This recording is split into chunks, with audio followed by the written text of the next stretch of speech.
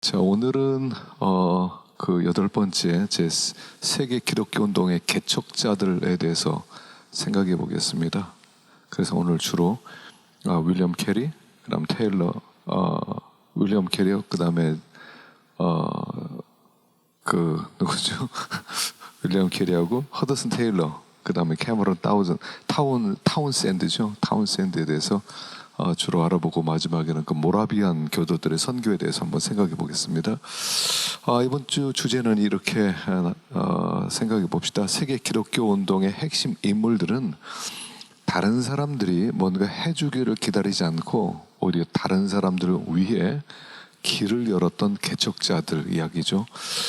그들은 자신들이 시작한 일을 다른 사람들이 완성하도록 하기 위해 자기 목숨까지, 자기의 전부를 내던진 그런 사람들이었습니다.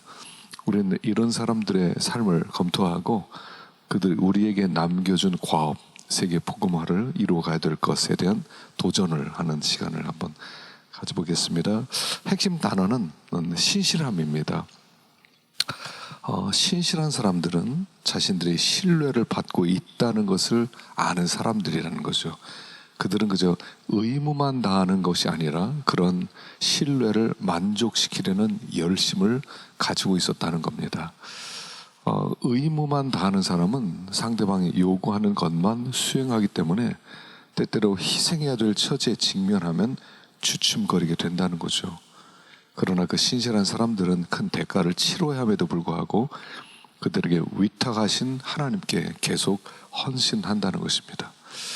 그런 사람들에게 희생한다는 것은 아무것도 아니라는 거죠. 왜냐하면 그들은 이미 그들을 착할 뿐 아니라 충성되다고 칭찬하신 주님의 기쁨에 참여했기 때문이라는 거죠. 그래서 하나님의 신뢰를 받고 있는 그런 사람들에 대한 이야기를 하는 겁니다. 핵심 내용에는 이런 내용들이 오늘 포함될 텐데 시간 분배를 좀 잘해야 될 텐데 모르겠습니다. 첫 번째 시대 선교사들의 헌신과 열심을 한번 살펴보고요. 또 윌리엄 캐리, 그 테일러 타운샌드가 어떻게 세계 복음화 완수의 비전을 품게 되었는지 살펴볼 거고요. 그 다음에 세 번째, 윌리엄 캐리가 대위임령이 현재 신자들에게 구속력 있는 명령이라고 주장하기 위해 사용한 근본적 이유들을 또 살펴볼 거고요. 윌리엄 캐리 좌명, 유명한 이야기죠. 하나님께로부터 위대한 일들을 기대해라. 그리고 하나님을 위해 위대한 일을 시도해라. Expect great things from God. Attempt great things for God. 좌우명이었죠. 허더슨 테일러가 선교 기관을 세운 이유를 또 생각해 보고요. 그 다음에 카메론 타운샌드가 성경을 번역하기 시작한 이유, 위클리프 성경 번역회를 시작한 사람이죠. 카메론 타운샌드가. 또 여자들이 역사에 걸쳐서 어떤 식으로 선교 활동에서 중요한 역할을 담당했는지 또 살펴볼 것입니다. 그리고 마지막으로 유명한 모라비안 공동체가 그 열의와 끈기 면에서 어떻게 오늘날 교회의 본이 되는지 또 한번 살펴보는 시간을 가져보겠습니다. 자, 먼저 크게 우리 앞 세대가 시작한 사역을 우리가 계속 감당을 해야 될 텐데 그 부분을 한번 생각해 봅시다. 아라비아 선교 소속 선교사인 즈웨머는 23년 동안 그 바스라, 바레인, 무스카트, 쿠웨이트에서 사역을 했고요. 또 학생 사역운동 최초의 총무지망자로 일한 후에 이제 강연가와 저술가로 활동을 합니다. 그의 사역은 카이로에 있는 초교파 연구센터를 중심으로 이슬람권 사방으로 뻗어나갔습니다. 그의 관심은 오직 한 가지만 생각하는 사람이었다고 말할 수 있습니다. 그의 관심사와 지식은 광범위했는데 대화를 시작하면 10분이 지나지 않아서 늘 화제를 이슬람에 대한 이야기로 방향을 바꾸곤 했다고 합니다. 즈웨머는 이렇게 얘기를 합니다. 어떤 사업을 위해 기꺼이 희생하려는 마음은 그 사업에 대한 우리의 믿음과 비례하는 법이다. 그러니까 희생하려는 마음과 믿음은 비례한다는 겁니다. 그러니까 믿음이 크면 희생하려는 마음도 크고 또 믿음이 작으면 희생하려는 마음도 작다는 거죠. 믿음은 불가능해 보이는 일을 실상으로 바꾸는 힘이 있다는 겁니다. 그래서 어떤 일을 반드시 해야 된다는 확신에 사로잡히면 사람들은 그 일을 완수할 때까지 모든 방법을 다 동원할 거라는 겁니다. 그리고 우리는 이미 그리스도로부터 돌격 명령을 받았고요. 우리 최고 사령관은 우리를 저버리지 않고 늘 우리와 함께 하시기 때문에 불가능한 일이 실제로 일어나게 될 것이고 그리고 꼭 필요한 일이 되어버린다는 겁니다. 그런데 찰스 스펄전은 이렇게 도전을 합니다. 모든 권세를 내게 주셨다. 그리고 내가 너희와 항상 함께 있으리라 하는 그런 본문을 가지고 설교하면서 이렇게 설명을 했습니다. 여러분은 이 말씀 속에서 절대로 무한한 어떤 한 요인을 소유하고 있습니다. 따라서 다른 요인이 어떠한지 그다지 중요하지 않습니다. 사람들은 내가 할 수 있는 만큼 한다고 말합니다. 그런데 아무리 바보라도 그 정도는 할 수 있습니다. 그러나 그리스도를 믿는 사람은 자기가 할 수 없는 일을 하며 불가능한 일을 시도하고 그 일을 수행해 냅니다 라고 이야기했습니다. 그러니까 내가 할 수 있는 만큼은 하겠습니다 하는 게 아니라는 거죠. 그건 누구라도 할 수 있는 소리 아니냐. 제가 할 수 있는 만큼 얼마든지 하죠. 그건 다 할 수 있지만 그러나 정말 주님을 믿는 사람은 할 수 없는 일을 도전하고 불가능한 일을 시도하고 마침내 그 일을 완수해낸다 하는 거죠. 그래서 진정한 개척자는 빈번한 좌절을 맛보고 겉보기에 실패한 것처럼 보여도 결코 낙담하지 않습니다. 때로 누가 순교하는 것을 보더라도 그것은 그를 더 자극할 뿐이라는 겁니다. 반대 부딪힐수록 더 활발하게 활동하고 커다란 희생 없이 위대한 승리가 있던 적은 한 번도 없었습니다. 만일 선교가 전쟁이고 그리고 왕이신 주님의 영광이 위험에 처해 있다는 사실을 우리가 정말로 믿는다면 막힌 선교의 문들을 열고 여러 선교 지역을 점령하기 위해 우리 중 아무리 많은 사람이 죽는다 하더라도 혹은 아무리 많은 돈을 지출한다 하더라도 과연 그것이 문제될 것인가 하는 것입니다. 여러분, 전쟁이라는 것은 언제든지 생명과 재산을 요구합니다. 우리 유일한 관심사는 적극적이고 공격적인 자세를 취하고 어떠한 희생과 대가를 감수하더라도 승리를 쟁취하는 것이어야 됩니다. 복음이 편만하게 전해지기까지 오순절의 감격이 이르기 전에 반드시 갈보리의 고난을 거쳐야 된다 하는 사실입니다. 최초 이슬람 선교사였던 레이몬드 럴이라는 사람은 1232년에서 1315년까지 살았던 분인데 이렇게 얘기를 했습니다. 배고픈 사람이 너무 굶주리고 커다란 음식 조각을 빨리 입에 넣는 것처럼 주님의 종은 주님을 영화롭게 하고자 기꺼이 죽으려는 그런 커다란 열망을 느낀다는 겁니다. 주님의 종은 주님을 위해 자기의 피와 눈물을 뿌리기 위해 그리고 밤낮으로 자기의 사명을 완수하기에 바쁜 사람입니다 라는 얘기를 했습니다.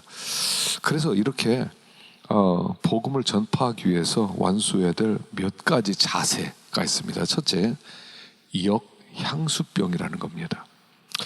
자, 이 역향수병은 우리 주님이 아버지께서 나를 보내신 것 같이 나도 너를 보내노라 말씀하셨죠.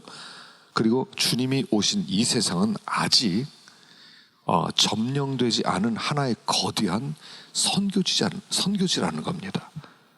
그 세상은 주님의 생명을 요구했습니다. 주님이 이 땅에 오신 것처럼 주님은 우리가 주님에게 있어서 아주 열악한 환경에 오신 것처럼 우리도 열악한 그런 점령되지 않은 선교지로 가기를 원하신다는 거예요. 그래서 이런 마음을 가진 사람들은 이렇게 역향수병, 여러분 향수병 알죠? 우리가 외국에 이민 가서 살든지 아니면 어느 곳에 오래 머물면 고향이 생각나는 거예요. 그래서 고향에 돌아오고 싶은, 나중엔 병에 걸리는 거죠. 그런데 이 역향수병은 복음이 가장 필요한 나라를 고향으로 여기는 열정, 그걸 역향수병이라고 부른다는 겁니다. 그래서 우리는 고향을 떠나서 선교제로 들어갑니다. 선교제로 들어가는데 만약 선교제를 떠났을 때 마음 가운데 내가 그곳에 가고 싶다. 때때로요, 이제 선교사 자녀들은 그런 마음들을 가지고 있다고 그러죠. 자기가 자랐던, 예를 들어서 어떤 분이 인도네시아에서 태어나고 인도네시아 부모님이 사역하다가 고향으로 돌아왔습니다. 그럼 인도네시아가 그렇게 그리워진다는 거죠. 역향수병.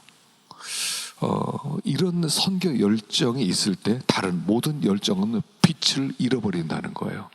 이런 비전을 가지고 있을 때 우리는 다른 모든 비전은 사라진다는 것이죠. 이 사람들은 진짜 하나님 나라의 개척자였고요, 새로운 제국을 얻어서 주님께 바치는 일에 무엇보다도 열심인 자들이었다는 겁니다. 그래서 우리가 이런 복음 전파의 사명을 완수하기 위해 우리에게 이런 열정이 필요하다 하는 것입니다. 두 번째는 개척자 정신이 필요하죠. 하나님을 위해 앞서서 살았던 사람들은, 그들은 어떤 그 열악한 그런 아주 식민지나 그런 아주 그 열대 우림이나 그런 개발되지 않은 그런 땅에 손도끼와 검을 가지고 간 것이 아니라 성령의 검과 진리의 불을 가지고 갔고요, 후에 자기를 뒤따른 사람들에게를 예비해 주었다는 것입니다. 이 사람들은 죽는 순간까지 선교 계획을 포기하지 않았다는 겁니다. 환난 중에도 즐거워하고 항상 예수의 죽음을 몸에 짊어지고 매맞음과 갇힘과 난동과 자지 못함과 먹지 못함 가운데서도 하나님의 일꾼으로 불가능한 일에 영광됨을 알고 정말 불굴의 의지로 전진하여 풍성한 선교 열매를 맺은 개척자들이었다 하는 것입니다. 그래서 이 복음을 완수하기 위해서 우리가 개척자 정신이 필요하다는 거죠. 또한 바울이 품었던 사도적 야망을 우리도 좀 품어야 된다는 겁니다. 바울은 이미 1세기에 이미 예루살렘과 일루리곤까지 편만하게 그리스도를 전파했다고 그랬습니다. 바울은 로마 제국에서 가장 멀리 떨어진 경계선까지도 자기의 선교 계획에 이미 넣었다는 겁니다. 그는 스페인까지, 사바나까지 가서 복음을 전하리라는 꿈을 품었다는 겁니다. 그렇다면 20세기를 사는 우리, 20세기를 사는 우리는 주의 소식을 받지 못한 자들, 주의 소식을 듣지 못한 자들, 그들을 향한 바울 못지않은 야망을, 그런 야심을 좀 가져야 되지 않겠느냐는 겁니다. 복음이 들어가지 못한 모든 지역에 들어가려고 하려는 그런 열망, 그게 사도적 열망이죠. 초대교회는요, 이 과업이 크고 어렵다는 점 때문에 그들은 도전했고 감격했다는 겁니다. 또 외관상 불가능해 보인다는 그런 점 때문에 이 일은 영광스러운 일이 되었다는 거예요. 그리고 이 일이 전 세계적 성격을 지녔다는 점 때문에 이 일에 그런 위대함을 그들은 나타나게 되었다는 겁니다. 그래서 사도적 야망을 우리도 품고 1세기 바울이 그런 열망을 품었다면 21세기를 살아가는 우리는 훨씬 더 큰 야망으로 복음화시킬 수 있다는 것을 우리가 믿어야 된다는 거죠. 네 번째는 닫힌 문이 주는 도전이 있다는 겁니다. 복음이 미치지 못한 모든 지역을 복음화할 수 있는 가능성은 하나님의 약속의 말씀이나 밝다는 겁니다. 왜 우리가 이 지역들을 복음화하기 위해서 더 기다려야 하냐는 것입니다. 이 세대 안에 세계를 복음화하자 하는 그런 구호는 결코 말장난일 수 없다는 겁니다. 복음이 전해지지 않은 지역을 위해서 누가 이 일을 할 거냐. 그래서 우리가 선교 기회가 열려 있는 것보다 기회가 없는 곳으로 나가야 되지 않겠느냐. 선교의 열린 문은 우리를 손짓에 부릅니다. 그러나 닫힌 문들, 어떤 나라는요 선교의 문이 닫혔어요.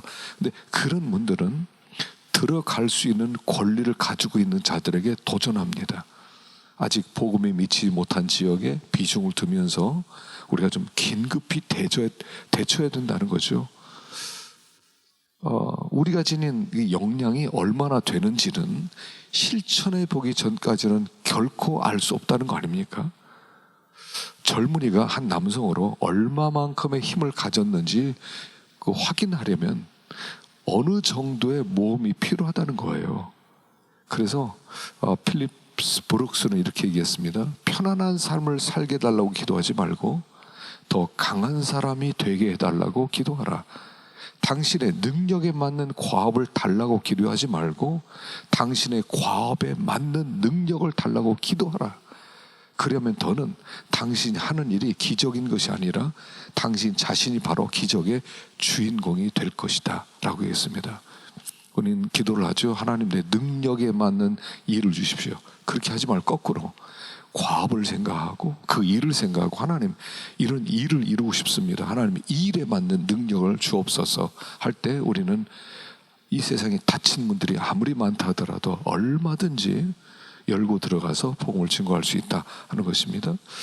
다섯 번째 생각할 것은 선교는 희생이 아니라 특권이라는 겁니다. 리빙스턴 이야기 아시죠? 1857년 12월 4일 캠브리지 대학을 방문했을 때 그는 진지하게 호소를 합니다. 그리고 이 강연은 아프리카에 관해 대학생들에게 주는 그의 마지막 유언이었고요, 증언이었습니다. 그는 이렇게 증언했습니다. 저는 하나님이 저를 지명하셔서 이 일을 감당하게 해주신 데 대해 항상 기뻐해왔습니다. 제가 아프리카에서 대부분을 보냈기에 사람들은 제가 희생했다고 말합니다. 그러나 하나님께 진 빚은 결코 상환할 수 없는데 그 엄청난 빚 중에서 아주 작은 부분만 갚아드린 것 뿐입니다. 어찌 그것을 희생이라 할 수 있겠습니까?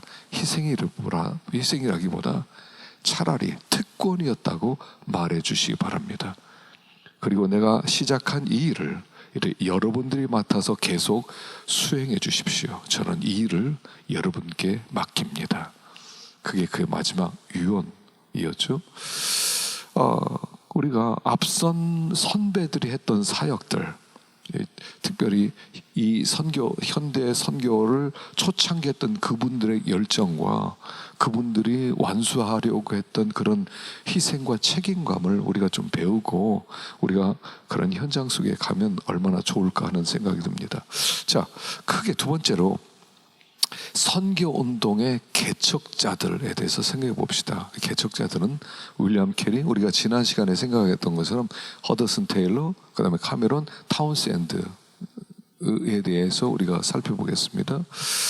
이들의 글들에는 그 공통적인 요소가 있다는 겁니다. 첫 번째, 그들은 세계 복음화가 완수될 것이라는 확신을 보여줬다는 겁니다. 그들의 사역을 통해서, 성공적인 사역을 통해서 우리에게 어떤 불빛을 보여준 거죠.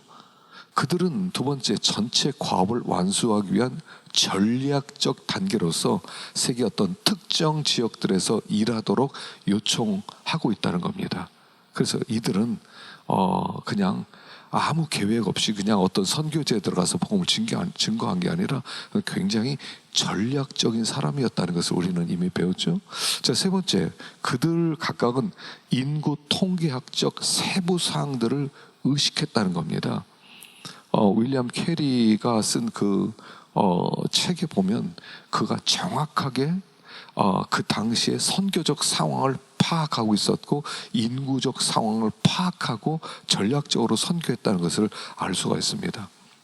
네 번째, 그들 각각의 행동은 그들이 하나님의 말씀이라고 확신하는 성경에 기초하고 있었다는 겁니다. 다섯 번째, 그들은 모두는 기도를 요청했다는 거죠. 그래서 바울도 똑같죠. 항상 기도를 요청합니다. 그래서 이 선교 운동이 인간의 힘으로 스스로 할 수 있는 것이 아니라 하나님의 도우심으로 할 수 있다 하는 그런 도전을 주고 있다는 겁니다. 자, 첫 번째, 현대 선교의 아버지라고 하는 윌리엄 캐리에 대해서 한번 생각해 보십시다. 자, 윌리엄 캐리는 아주 가난한 구두 수선공이었죠. 그는 어떤 위대하다는 말과는 거리가 좀 먼 사람이었습니다. 그럼에도 불구하고 그는 현대 선교의 아버지라고 불려지고 있습니다. 그는 세계 복음화에 대한 강한 도전과 그리스도인은 누구나 어려움을 이겨내고 세계 선교에 공헌할 수 있다는 것을 실제로 보여주었습니다. 그는 약 40여 년의 선교 사역 중에 수없이 많은 난관에 부딪혔는데 결코 포기하지 않았다는 겁니다. 그 비결이 무엇이냐 하면 그는 이렇게 얘기합니다. 나는 꾸준히 걸어 나갔을 뿐입니다. 나는 어떤 목표를 이루기 위해 꾸준한 인내심을 가지고 있었고, 이런 성품은 선교 사역에 큰 도움을 주었습니다. 하나님에 대한 아주 깊은 신뢰를 제외하고는 그는 아주 극히 평범한 삶을 살았을 뿐입니다. 그러니까 그가 선교지에 들어가서 막 엄청난 일을 했다고 우리는 그를 생각하지만, 그는 그가 살았던 영국에서 살아야 될 그 삶을 현장에서 살아냈다는 것을 그는 얘기하고 있죠. 윌리엄 캐리는요, 1761년 영국에서 태어납니다. 그의 아버지는 직조공이었습니다. 그리고 캐리의 가정도 아주 수수한 평범한 그런 가정이었습니다. 그는 16살 때 구두방에 도제로 들어가죠. 28살 될 때까지 그냥 그 일을 했습니다. 근데 그는 10대 회심을 해서요, 비국교인 침례교에 들어가서 열심히 활동했고, 또 여가 시간은 성경을 공부하고 평신도 목회에 주력을 했습니다. 결국 1783년 10월 5일 23살의 나이에 침례교 목사로부터 침례를 받음으로 목사 안수를 위한 준비를 마치게 됩니다. 그리고 1781년 20회 생일을 맞기 전에 캐리는 주인의 처제와 결혼합니다. 그 아내는 도로시였는데요, 그보다 5살이 많았고 글을 읽거나 쓸 수가 없었습니다. 근데 사실 너무 일찍 결혼을 약간 잘못했던, 삐끗했던 그런 결혼은 캐리의 학식이 넓어져감에 따라 날이 갈수록 간격이 벌어집니다. 그와 방향이 좀 달랐다는 걸 알게 되죠. 신혼 초에 그들의 결혼 생활은 빈곤과 비참함이라는 말로는 표현할 수 없을 만큼 아주 힘들었다는 겁니다. 캐리는 아내와 자식들 뿐 아니고 전 주인의 미망인과 4명의 아이들까지 부양해야만 했습니다. 경제적으로 굉장히 쪼들리는데도 불구하고 그는 공부와 목회를 계속해 나갑니다. 1785년 작은 침례교회 목사직을 맡았는데, 후에 레스터에 있는 큰 교회에 부임하러 갈 때까지 그곳을 계속 심호하고 섬깁니다.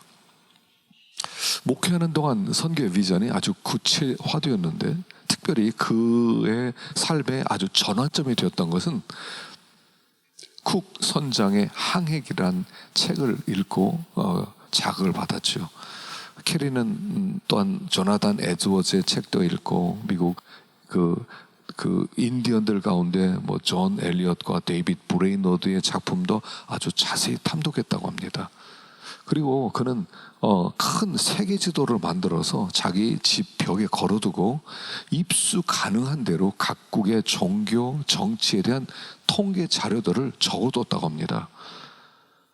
이렇게 그는 선교에 대한 성경적 관점을 개발해 나가기 시작했고, 곧 해외 선교는 교회가 맡아야 할 가장 중요한 일이라는 확신을 갖게 됩니다. 하지만 당시로서 이 캐리의 생각은 아주 혁명적이었다는 거죠.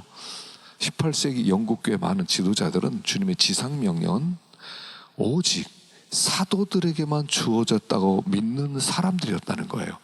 그래서 너희는 가서 모든 족속으로 제자를 삼아하는 이 말씀이 그 당시 사도들에게 준 거지 오늘 우리에게 준 말씀은 아니라고 생각했다는 겁니다.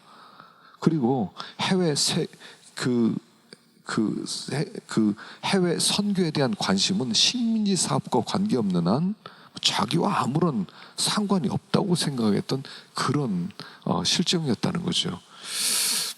하지만 그는 웨슬레 부흥운동의 영향을 받았고요. 또 계몽주의 영향을 받으면서 이 문제를 대처해 나갑니다. 어떤 목사님들 모임에서 캐리가 해외 선교에 대한 그의 계획을 이야기하자 그중 한 사람이 이렇게 얘기했다죠. 젊은이 앉아. 만약 하나님이 이방인들을 개종시키려 하면 자네나 우리의 도움 없이 얼마든지 하실 수 있을 걸세 라고 말했다는 거예요. 캐리가 참 의기소침해졌죠. 근데 1792년 봄에 그는 약 80에서 90페이지짜리 책을 발간했습니다. 그 책 제목은 길었죠. 이방인들을 구원하기 위하여 기독교인들이 강구해야 되는 수단들을 찾아봄 이라고 하는 이런 책에서 해외 선교의 필요성을 아주 설득력 있게 설명을 했습니다. 그리고 이 책을 펴낸 후에 노팅검에서 개최된 친내교 연합회 모임에서 이사야 54장 2절과 3절을 설교하며 유명한 말을 남겼죠. Expect great things from God, attempt great things for God. 하나님께로부터 위대한 일을 기대하십시오. 또 하나님을 위해 위대한 일을 시도하십시오. 그리고 이 설교에서 감동을 받은 목사들이 새로운 선교회를 만들기로 합의합니다. 이게 그 유명한 침례교 선교회였다는 겁니다. 그리고 이 계획을 가장 열렬하게 지지했던 사람이 앤드류 풀러인데 그 선교의 초대 총무가 됩니다. 오랫동안 캐리가 선교에 대한 열망을 가지고 있었지만 그 아내도 반대를 하죠. 참 의기소침해집니다. 그리고 프랑스가 영국에 선전포고한 그 마당에 어린아이들과 또 5개월이나 걸리는 위험한 항해를 하겠다는 것은 말이 안 되니까 도로시가 계속 반대를 했죠. 도로시는 필사적으로 윌리엄 캐리가 선교사로 떠나는 것을 반대했다고 합니다. 캐리는 아내 반대로 좌절을 느끼긴 했지만 혼자서라도 떠나기로 그는 결심합니다. 그리고 계획대로 추진해서 8살 난 아이 펠릭스의 표까지 예약을 해둡니다. 그리고 선교회를 구성하기에 수개월의 우여곡절을 겪은 후에 1793년 그 캐리와 토마스는 선교의 환송을 받게 되죠. 그런데 이제 이 여행이 영국의 포츠머스에서 갑자기 중단됩니다. 이 토마스가 돈 관리를 잘못해서 재정 상태가 악화되었고요. 여행 허가증을 얻는데도 실패하고 출발이 지연되었을 때 선교사들을 아주 초조해했는데 뜻밖의 좋은 소식이 있게 됩니다. 3주 전에 해산한 도로시가 만일 누이 동생 키티를 동행시켜주면 같이 가겠다라고 했다는 거예요. 그래서 1793년 6월 13일 인도로 향한 덴마크 배에 올라 그리고 11월 19일 인도에 도착하게 됩니다. 잠깐 쉬었다가 계속할까요?